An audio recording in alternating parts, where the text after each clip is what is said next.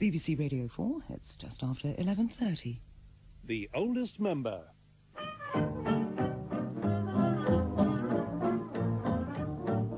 Listen to the tale of a stalwart male who lost his well-known nanny. Donald was his name and golf was the game that made him grey like his granny. Maurice Denham, as the oldest member, tells another tale by P.G. Wodehouse. Today, Rodney fails to qualify. Crews were nothing else than dirty. In the locker room every night, he'd sing of his awful plight. The oldest member is in mellow mood. In his favourite chair in the smoking room, he savours a post-lunch cigar and awaits your arrival. Ah, he spotted you. Sit down, sit down. I've got a bottle of claret open. Will you join me? Splendid. Forgive me if I rush on, but I have to join the archive committee at 3, and this is quite a meaty yarn. It's the one about the golfers and the poet. Have I mentioned it before? No? Oh, good. Well, you're very good, Helen.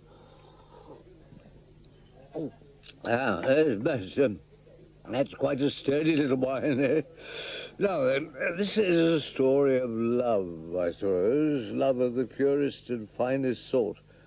The love of golf. Jane Packard and William Bates were not officially engaged, but they'd grown up together, they'd played golf together, and they had a sort of understanding. The understanding was that if ever William could gee himself up to propose, Jane would accept, and they'd make a go of it.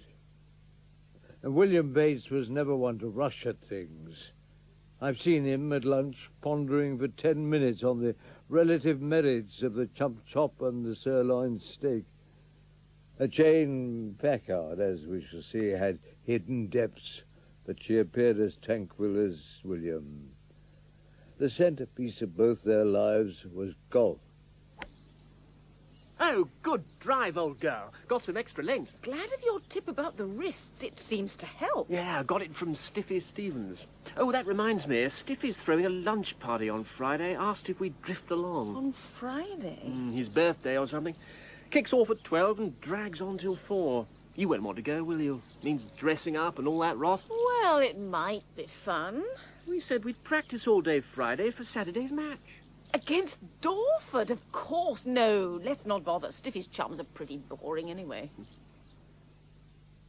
William was not oblivious to matrimonial possibilities. Indeed, the vague idea that Jane might make a suitable wife had come to him 3 years earlier, and 6 months after that, he'd sent her a bunch of roses. In the October of the following year, nothing having occurred to change his view that she was a pretty good sort, he gave her chocolates. So it could be said that his progress, though not rapid, was steady, and one felt that if no one threw a spanner in the works, another 5 years should see them safely hitched. And then, alas, I caught the first glimpse of airborne metal. I'd called on the Packards and found that all were out, except Jane. She gave me tea, and we talked, but she seemed distrait. As an old friend of the family, I ventured to ask if anything was wrong. No, there's nothing exactly wrong, but... Tell me. Have you ever read The Love That Scorches by Luella Perriton Phipps? No, I don't believe I have. I got it from the library yesterday and finished it at 3 o'clock this morning. It's a very, very beautiful book, all about the desert and people riding camels, and a wonderful Arab chief with stern yet tender eyes. There's a girl called Angela, and there are dates and oases and mirages and that sort of thing. Oh, colourful indeed. At one point, the Arab chief seizes the girl and clasps her in his arms. She feels his hot breath searing her face, and he flings her on his horse, and they ride off, and all around it's sand and night and the mysterious stars, and somehow... Oh, I don't know. I wish Mother would take me to Algiers next winter.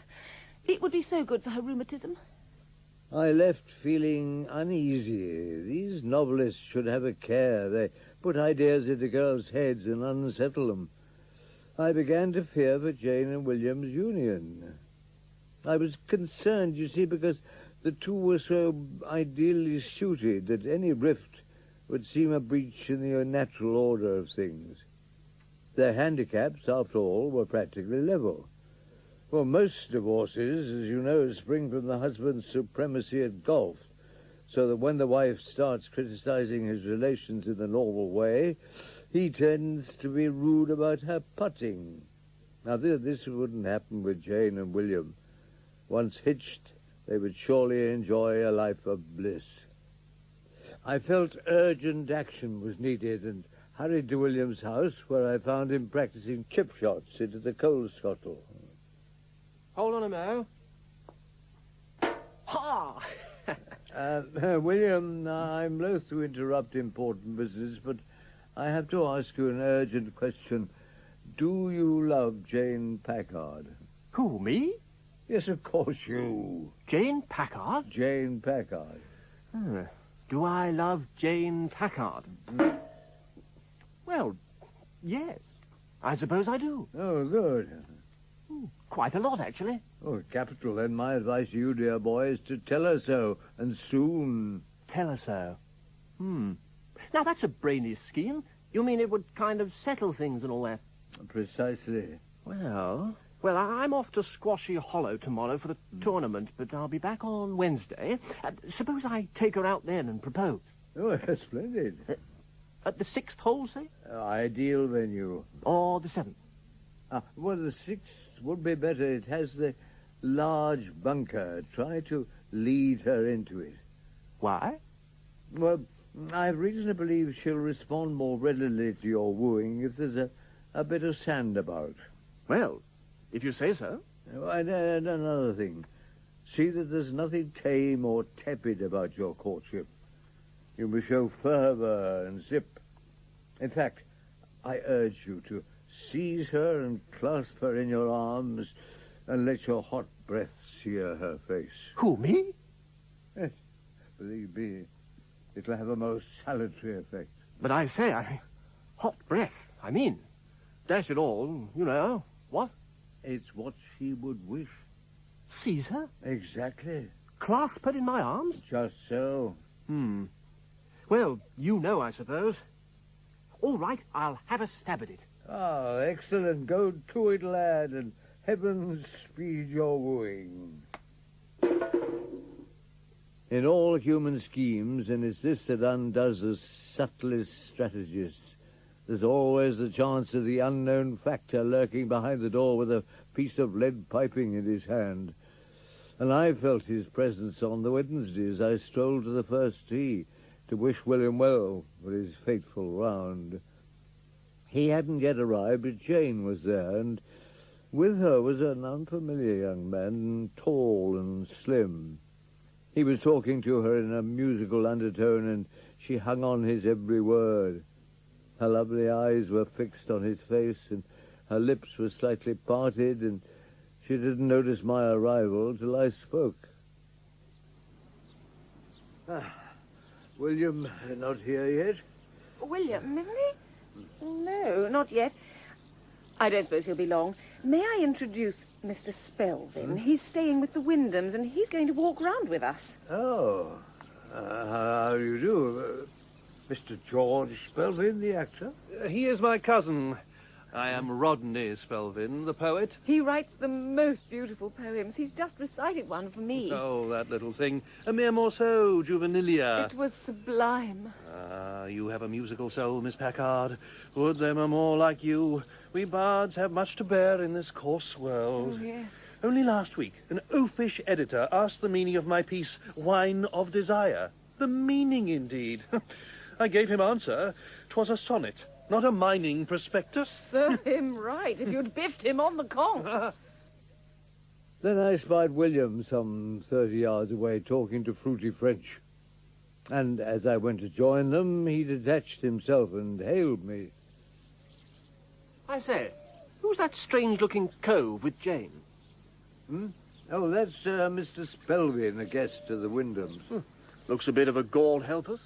He's going to walk round with you. Walk round with us? Oh, so Jane said. But look here, I can't seize her and clasp her in my arms and do all that hot breath stuff with that pie-faced exhibit in tow. No, I fear not. Oh, well, just have to postpone then, what? Well, it might not be a bad thing, actually. There was a pretty sound steak and kidney pud at lunch, and I'm not feeling too agile. Some other time, eh? And with that, William marched over to the tea where he was eventually noticed by Jane and Spelvin. Back in the clubhouse, I found it hard to concentrate on the latest issue of Golf and Golfers. The advent of this Spelvin right on top of Jane's book of desert hijinks struck me as ominous. I feared for young William, who must even now be feeling the first hints of a cold shoulder. 2 hours later, he appeared, looking flushed. Played the game of my life. Slight wobble at the end, but you can chalk me up at 83. William... And guess what? I did the 7th in 3. Drive was a bit short, but I managed a sweet approach shot. William, where is Jane? Then it was just a short putt and... Pardon? Jane, where is she? Oh, that bloke Spelvin's taken her home. I see. William, don't you sense the danger? Don't you realize that Jane is a very romantic girl? Did you not see the way she looked at the bounder? Like a spaniel inspecting a long-lost bone. And have a care, William Bates, or that bloke Spelvin will steal Jane away from you. Oh, well, I mean, the thought did occur to me early on. But then I gathered the Blighter's a poet. And what's more, he doesn't play golf. Never had a club in his hands and says he never wants to. That's the sort of fellow he is.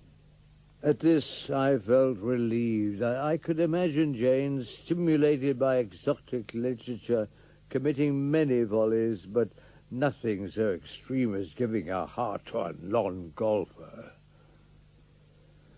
For William, the 3 lowest forms of animal life were slugs, poets, and caddies with hiccups. So he couldn't take the threat seriously, and I began to share his view. But the next week proved us terribly wrong. It was a week of high summer activities. There were dances, picnics, and bathing parties, and in all these William took little part. He could dance if called upon, but the local disposition was not to call upon him, since he tended to land on his partner's toes. Many a girl had been laid up for 2 days after collaborating with William in a foxtrot. Picnics and bathing bored him. They seemed a waste of golfing time. So Jane Packard was squired throughout the week by Rodney's Spelvin. I suppose the result was inevitable. One day, as I watered my garden, William Bates arrived. He looked, if not exactly disgruntled, then certainly far from gruntled. I say, you busy? Well, there's nothing that can't wait. I say, rather a rotten thing has happened. You know Jane? I do. You know Spelvin? Yes. Well, Jane's gone and got engaged to him. What? It's a fact. She told me this morning. I said, do you mind if I sit down? Oh, do. But not just there. Pardon? You're sitting on a pile of strawberries. Oh, sorry.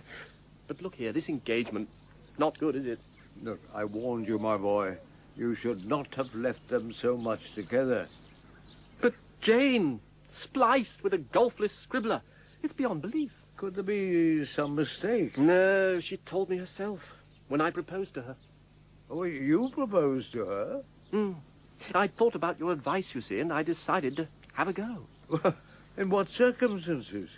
Well, I remembered what you'd said about romance. So I got her alone on the terrace and said, what about it, old girl? And she said, what about what? And I said, what about marrying me? Don't if you don't want to, I said, but I'm bound to say it looks quite a good scheme to me. And how did she respond? She told me she loved this bloke Spelvin. Oh, I see. It was a nasty jar, I can tell you. I hooked my drives all afternoon. But Did she say she was engaged to Swelwyn? She said she loved him. There may be hope. If she's not irrevocably committed, she may be dissuaded. I'll go and see her. Oh, I wish you would. Oh, and something else, rather important. Yes? You haven't got any stuff that'll take strawberry juice off a fellow's trousers, have you? Well, it seemed like trying to steal the horse after they've locked the stable door. But I felt it must be attempted. I'd known Jane since she was in rompers, and I'd given her evening bath. So, not recently. Now, surely she'd listen to me. We sat alone in the Packard's drawing room, and when I asked what words had passed twixt her and Spelvin, her eyes lit up like Christmas lamps. It was a beautiful moonlit night, and suddenly Rodney took me in his arms, gazed into my eyes, and said, "I love you, I worship you, I adore you. You are the tree on which grows the fruit of my life, my soulmate, my woman, predestined to me since the first star shone in yonder sky." And you took this as a sign of affection? It was the loveliest speech I've ever heard. Well, what happened then? Oh, then we agreed we'd get married in August. Are you sure you're acting wisely? Why do you ask? Well, you are aware, aren't you, that whatever his merits, and I'm sure they're legion, Mr. Spelvin does not play golf. I know, but he's very broad-minded about it. Broad-minded? Yes, he doesn't mind me playing. He says he likes my little hobbies. Well, so be it. I had hoped, of course. Yes, never mind that. What? I had hoped, as you insist on my saying it, that you and William Bates might marry. William's been first class about the whole thing. Lots of men would have stormed off and gone and shot grizzly bears or something. But William just said, "Righto," in a quiet sort of voice. And he's going to caddy for me at Mossy Heath next week. Oh, he's a good man. Yes, if it weren't for Rodney... Oh, well. Quite. So, you've decided to try Mossy Heath again? And this year I intend to qualify. It's a tricky course. But I shall be inspired as never before. Rodney is going to walk round with me. Indeed. William is still prepared to caddy? Of course, William's a dear. As I left, I felt sad and surprised that a discarded sweetheart should caddy for his loved one with his successor mooching alongside struck me as remarkable. It seemed even more daunting than the notorious Mossy Heath course. Mossy Heath is, as you know, the biggest women's event in southern England. Women play with partners, but not in direct competition. It's their own scores which decide who qualifies. Jane's partner was one Muriel White, and it's this Miss White's account of the day's drama which lets us savour the full story. It was a steady start. We halved the first 3 holes. Jane's caddy, William, was a splendid chap, very helpful to her. But the man Spelvin seemed out of place. Couldn't keep still, hummed all the time. Very distracting. Then, at the 4th, Jane hit this cracking shot right onto the green. There's nothing so productive of sweet and genial thoughts as a real juicy one straight down the middle, and this was a Piptorino. Flushed with success, Jane turned to her companions for suitable appreciation. Well played, partner. Nice work, old girl. What do you think, Rodney? Breathtaking. Oh, you think so? That vista there, the calm wooded hollow, bathed in sunshine, it reminds me of the island vale of Avilion. Did you see my drive, Rodney? There falls not rain, nor hail, nor any snow, nor ever wind blows loudly. Your drive? Seen it? No, I haven't. Jane swallowed her annoyance. After all, the man was a genius. One had to make allowances. Her high spirits returned when the party reached the green, where her ball lay 3 yards from the hole. A decent putt would sink it, and putting was Jane's strength. She glowed with pleasure, and as she bent over her ball, the air seemed filled with music. It was only when she tried to judge her line that the noise began to bother her, and she realized it came from Spelvin. Now it got right in amongst her nerve centers. Rodney, please. Do you mind not humming? I want to putt. Putt on, child, putt on. I don't know what you mean, but if putting makes you happy, putt to your heart's content. Thank you. Now then, that's the line, I think. Not too hard, and... My God! Oh, hard luck, old girl. Off the green on the other side. Rodney, what is it? What are you pointing at? Those rhododendrons, what colour? Did you ever see such shades before? Oh, Rodney? Jane gulped and trekked to her ball. Eventually, her fourth putt trickled into the hole, and Rodney said, Have you won? I move on now to the seventh, Mossy Heath's most infamous plague spot. It was here that Sandy McHoots, the Open champion, once took 11 in a match. Not a long hole, and its menace stems from the river, which abuts the green and begs you to throw it a ball to play with. Miss White drove halfway up the fairway, and Jane moved in to try her luck. Her drive seemed good, apparently bound for the green, and then, at the last moment, it swerved and fell in the water. Good. What do you mean, good? Well, you hit your ball further than G did. I hit it into the river. Capital. Do you get an extra point for that? Playing 3. With gritted teeth, Jane put down another ball and gave it a hefty whack. The shot also headed for the green, only to veer late and plunge to a watery grave. Wordlessly, her caddy gave her another ball. Jane swung again and put this in the river too. William reached for a fourth ball and then stopped. He had had an idea. I say, that last one's floating in midstream. I believe you could play it from there. Play the ball from the water? Why not? A good slosh could put you right on the green. Worth trying, what? No sense in dropping strokes unless you have to. Gosh, I think I could do it. There's a boat down there. I could row. I could stand in the middle and slosh. And, what's his name there could steer. William, you're a genius. Rodney, we're going out in that boat. I want you to steer. Boat? Steer? Ah, capital, capital. 10 minutes later, the trio were coasting towards the floating ball. Sprawled in the rear, tiller ropes in his hands, Rodney Spelvin felt this was much better than golf. He closed his eyes and began to murmur softly. All day the slow, sleek ripples ponder deep, charged with sighs more light than laughter, faint and fair. Come, mighty water. Hey, what's happening? I had a whack at the ball and missed. It was a practice swing. Well, don't do it again, will you? I got drenched. Of course I'll do it again. That's why we're here. Bar she blows. Take us forward a bit. Right. Just a minute. Oh, you've done it again. Stop it at once. I do wish you wouldn't talk just as I'm swinging. You've made me miss again. Here we are. She's alongside again. Right.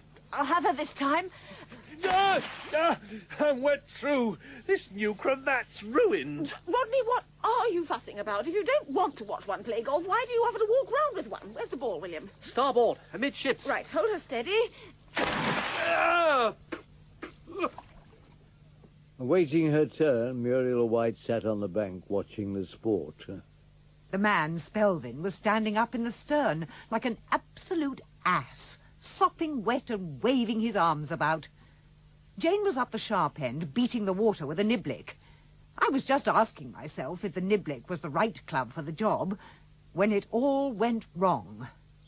One of Spelvin's gestures coincided with one of Jane's swings. The boat's centre of gravity must have shifted. The thing capsized, and the whole bunch went into the water.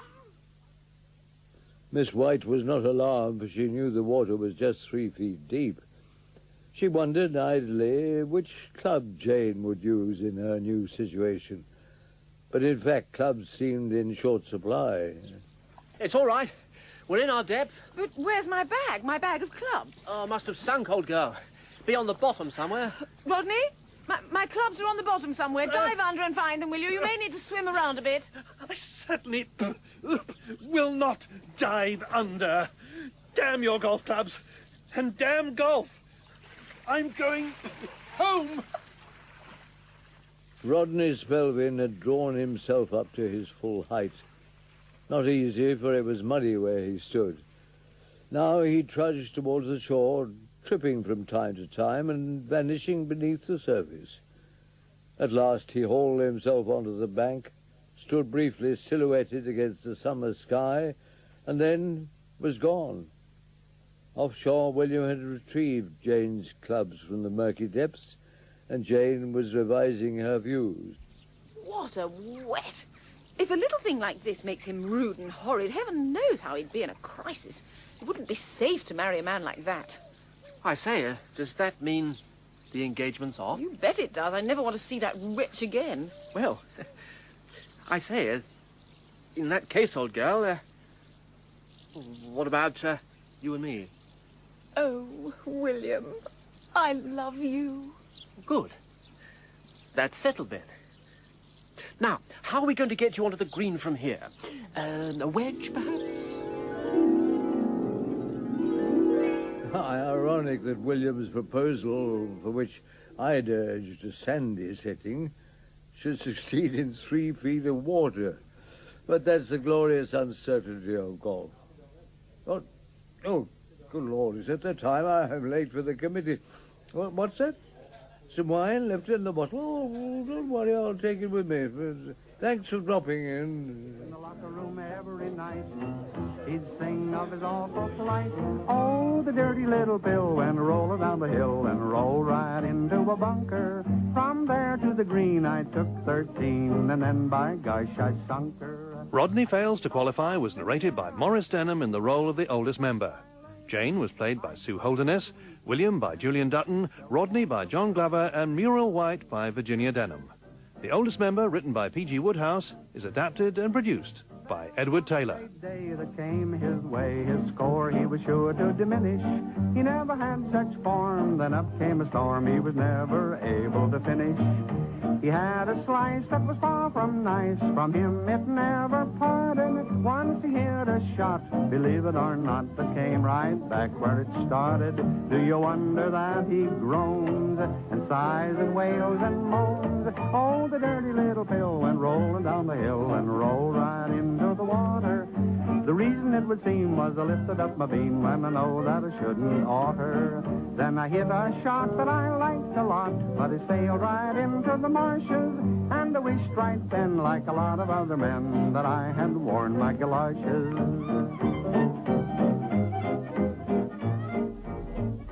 And Maurice Denham returns as the oldest member at the same time next Friday morning.